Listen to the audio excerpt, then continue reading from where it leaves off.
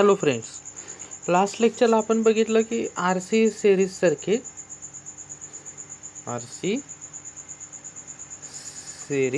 Circuit बघितलेलं होतं. आता आपण ह्या RC सिरीज सर्किटमध्ये प्रोसिजर काय बघायचं आहे? Procedure to solve RC series circuit problem ही गोष्ट बघायची आपल्याला. म्हणजे काय? Procedure to solve RC series circuit problem.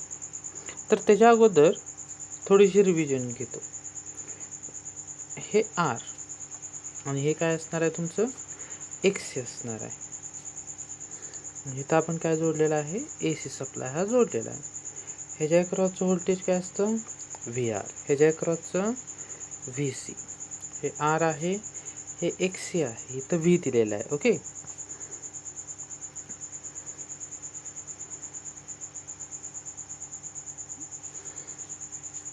तर इथं करंट काय आहे? तुमचा करंट सेम राहणार. ह्यातून फ्लो होणारा करंट काय राहणार आहे? सेम राहणार आहे. एक मिनिट, ह्याच्यातून फ्लो होणारा करंट काय राहणार आहे? सेम राहणार आहे. हे कसं सोडवायचं? तर एक लक्षात ठेवा. पहिलं XC म्हणजे काय बघायचं आहे आपण? कपॅसिटिव्ह. XC म्हणजे काय आहे? Capacitive reactance. XC म्हणजे काय आहे? Capacitive reactance. XC बरोबर काय येतं? 1/2πfC. म्हणजे C बरोबर काय आहे? C बरोबर कपॅसिटन्स. त्याचं युनिट काय आहे? फॅरेड. त्याचं युनिट काय आहे? फॅरेड.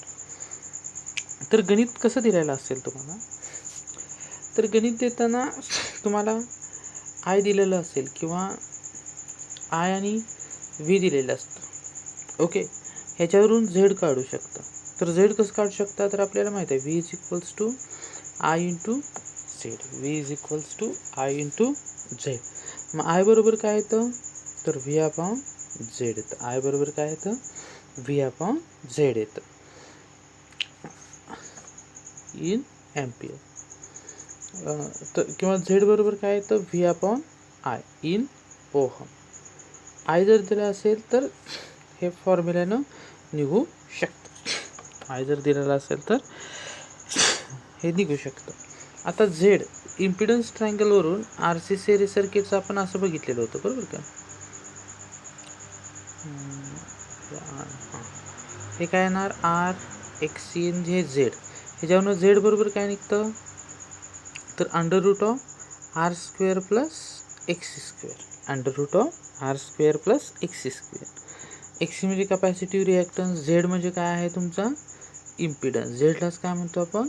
इम्पिडन्स. या नेक्स्ट लेक्चरला आपण बघणार आहे. Z म्हणजेच काय आहे? इम्पिडन्स म्हणतो त्याला आपण. ओके,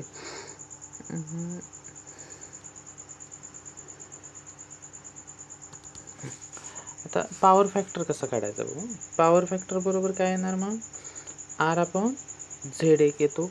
किंवा ॲक्टिव्ह पॉवर दिलेला असेल तर ही PQS आणि हा अँगल फाय असतो. म्हणजे जर cos फाय काढायचा असेल तर काय घेणार तुम्ही? Active power to the apparent power येणार. मग P बरोबर काय येणार? VI cos फाय येतं. Q बरोबर काय येणार? VI sin फाय येणार. आणि S बरोबर काय येणार? VI येणार. ओके, मग ह्या ठिकाणी सगळ्याचं नॉमेनक्लेचर काय आहे बघा. P म्हणजे काय आहे? Active power. P म्हणजे काय आहे? Active power. Q म्हणजे ॲपरंट पॉवर. रिॲक्टिव्ह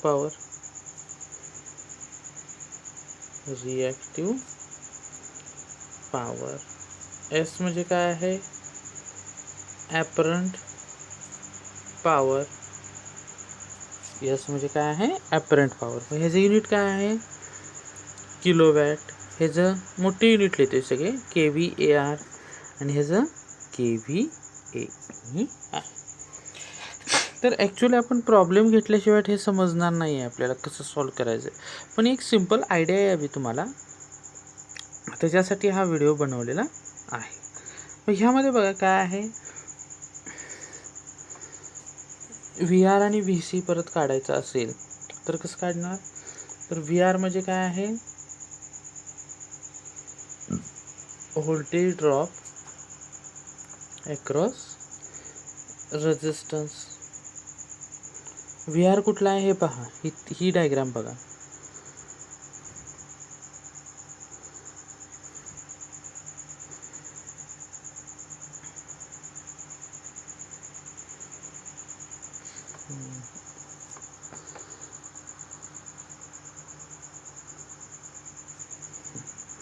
ह्यामध्ये बघा, हे व्ही आर म्हणजे काय, व्होल्टेज ड्रॉप अक्रॉस रेजिस्टन्स, हा एवढा पार्ट. आणि व्ही सी म्हणजे काय, voltage drop across capacitance, voltage drop across capacitance. हे कसं काढतात,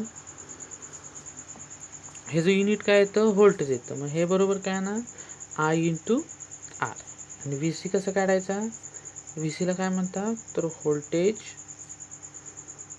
ड्रॉप अक्रॉस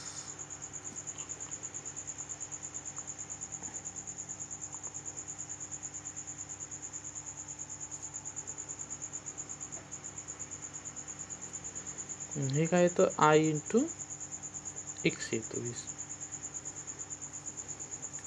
व्ही सी बरोबर काय येतं, आय इंटू एक्स येतं.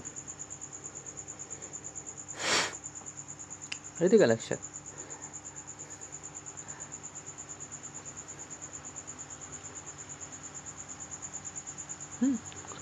आता ह्यामध्ये आणखीन कोणतं पॅरामीटर राहते का बघूया.